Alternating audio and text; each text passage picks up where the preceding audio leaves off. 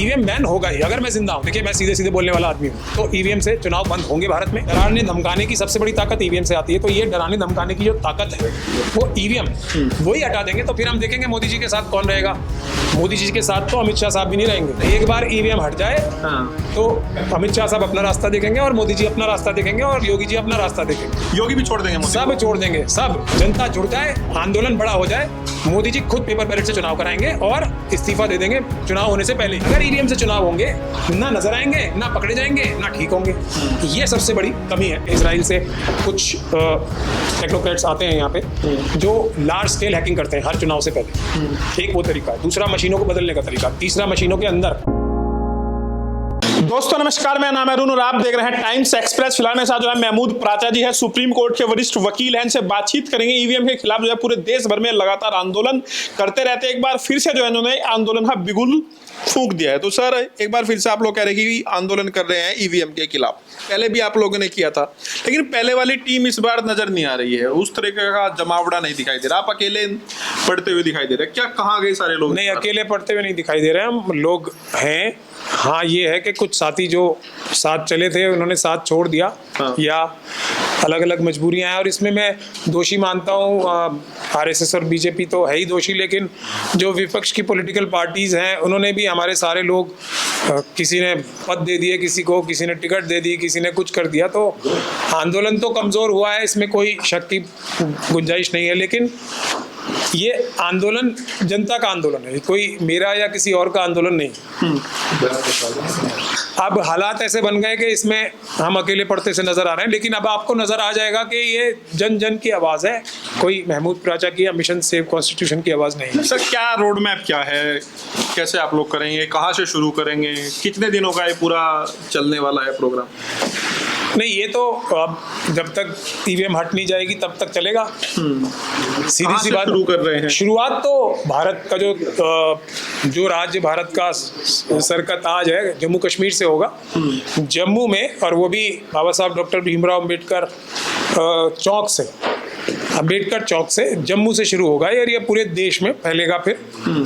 और इस पे हम खास तौर पे ध्यान देंगे उन राज्यों में जिसमें 2027 में चुनाव होने वाले हैं। जम्मू में 27 तारीख को 10:30 बजे अम्बेडकर चौक से ये आंदोलन होगा, और हम लोगों से भी ये गुजारिश कर रहे हैं जहाँ जहाँ भी वो आंदोलन करना चाहते हैं वो 9319630503 पे फ़ोन करके हमारे ऑफिस में लिखवाएं कि वो किस जगह आंदोलन करना चाहते हैं देश में। ख़ास तौर पे गुजरात, यूपी, पंजाब और उत्तराखंड के लोग तो तुरंत इस आंदोलन में साथ जुड़े। आपको लग रहा है सर ईवीएम बैन हो पाएगी? क्योंकि सर हर बार जब भी चुनाव होता है, नतीजे आते हैं, तो ईवीएम पे ठीकरा आप लोग फोड़ देते हैं, थोड़ा फुटेज मिलता है, फिर अपना शांति। लेकिन इस बार आप थोड़ा पहले लग गए हैं।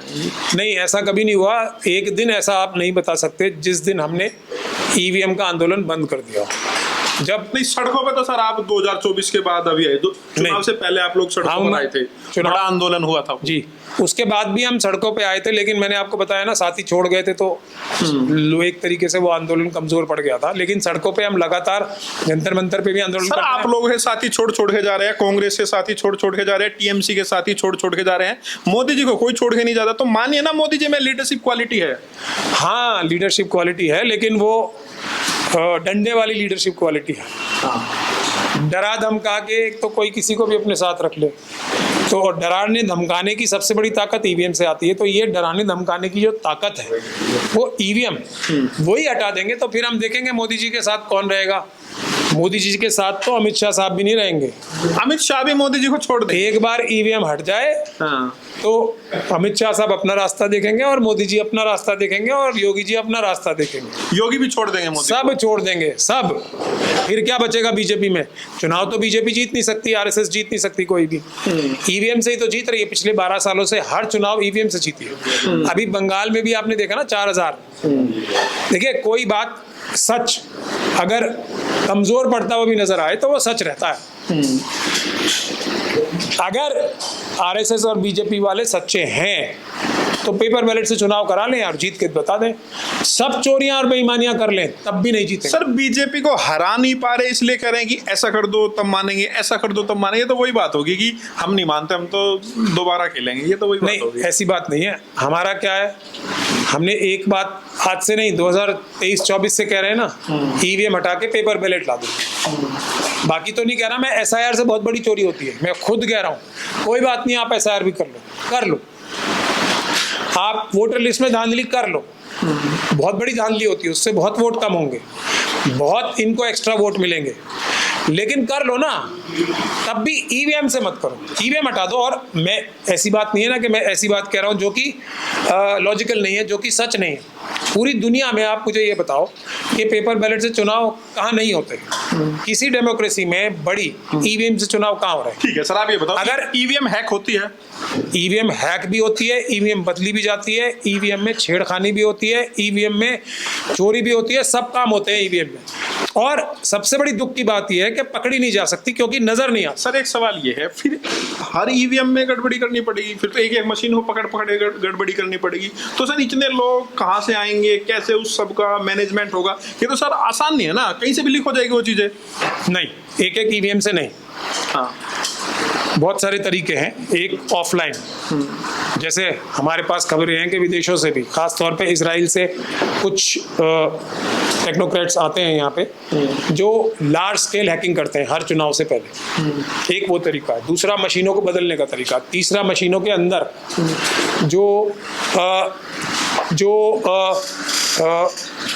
इंस्ट्रूमेंट लगाने का तरीका। चौथा, एसएलयू को बदलने का तरीका, एसएलयू को प्री प्रोग्राम करने का तरीका। फिर जो ईवीएम का सॉफ्टवेयर है उसी में गड़बड़ करने का तरीका है। तो बहुत सारे तरीके हैं। फिर आखिरी तरीका यह है, ईवीएम बदली भी जाती है। बहुत सारे तरीके हैं। अब सबसे बड़ी जो इसमें खतरनाक बात क्या है कि ईवीएम के अंदर क्या, जैसे अगर लोकसभा चुनाव हो रहा है पूरे देश भर में, अगर ईवीएम बदलेंगे, इस तरह की चीजें करेंगे, हर सीट पे इस तरीके से होगा, तो सर वो चीजें लीक हो जाएगी, लोग बता देंगे। करने वाले तो वही लोग हैं ना, जो सरकारी कर्मचारी हो गए, वही लोग हैं जो हमारे आपके बीच है। तो कहीं ना कहीं से चीजें लीक हो ही जाएगी।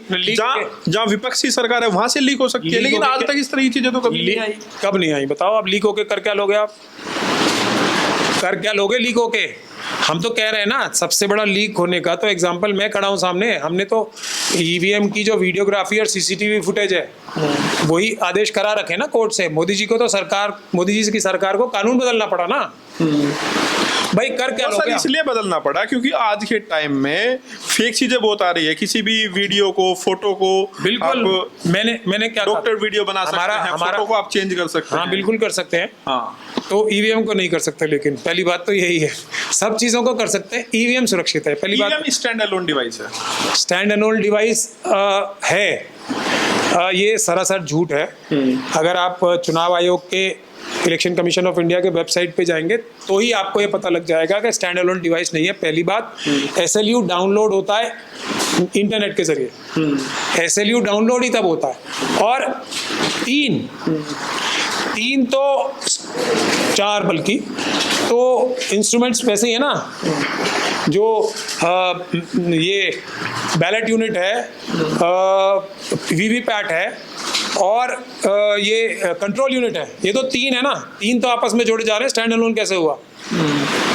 है कि नहीं है? और फिर इसको बिजली के तारों से जोड़ा जाता है कि नहीं जोड़ा जाता? खैर ये सब टेक्निकल बातें हैं। बुनियादी बात एक है, मैं इसीलिए मुद्दे की बात कर रहा हूँ। जो पहली चीज़ ये है कि अगर पेपर बैलेट में गड़बड़ होती है तो वो आंखें देख सकती हैं, पकड़ी जा सकती हैं। ईवीएम के अंदर अगर गड़बड़ी होगी तो वो आंखों से देखी नहीं जा सकती क्योंकि उसमें नजर नहीं आएगा। ये सबसे बड़ी कमी है। अभी दिल्ली में बार काउंसिल के चुनाव हुए, पेपर बैलेट से हुए। उसमें वोटों में जो बैलेट पेपर से हुए उसमें गड़बड़ी की गई, पेन से वोट बदले गए, लेकिन पकड़े गए और फिर वो ठीक कर दिए गए, जैसे चंडीगढ़ में हुआ था। अगर ईवीएम से चुनाव होंगे, ना नजर आएंगे, ना पकड़े जाएंगे, ना ठीक होंगे। ये सबसे बड़ी कमी है जो। और आखिरी बात यह है इस बारे में कि वीडियोग्राफी दिखा देना। मोदी जी मुझे मत दें वीडियोग्राफी, ठीक, खत्म बात। खुद टेलीकास्ट कर दें दूरदर्शन पे।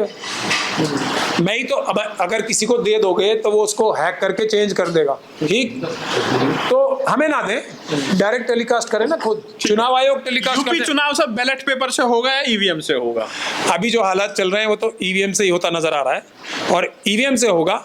तो बीजेपी और आरएसएस सबको पानी पिला देगी, सब इलेक्शन हार जाएंगे, बीजेपी 100% जीत जाएगी यूपी में कोई शक की गुजरात नहीं लग रही उस तरह का आंदोलन खड़ा हो पाएगा कि बैलेट नहीं, ऐसा नहीं करा है, सके। ऐसा नहीं है। हमने शुरुआत कर दी। देखो हमारा काम है कि अपनी जितनी ताकत है वो लगा देना, देश हित में, राष्ट्र हित में, लोकतंत्र के हित में। अब अगर बड़ी बड़ी पॉलिटिकल पार्टीज के लीडर्स अपने स्लीपर सेल्स के कब्जे में ही हैं, तो हमारी तो लिमिटेशंस हैं, लेकिन अगर जनता अगर हमारे साथ जुड़ गई तो कोई चुनाव नहीं हो रहा, फिर ईवीएम से, फिर पेपर बैलेट से ही होंगे, ये बात तय है। और जनता आज नहीं तो कल जुड़ेगी। क्या लग रहा है सर, कब तक आप ईवीएम बैन करा पाएंगे?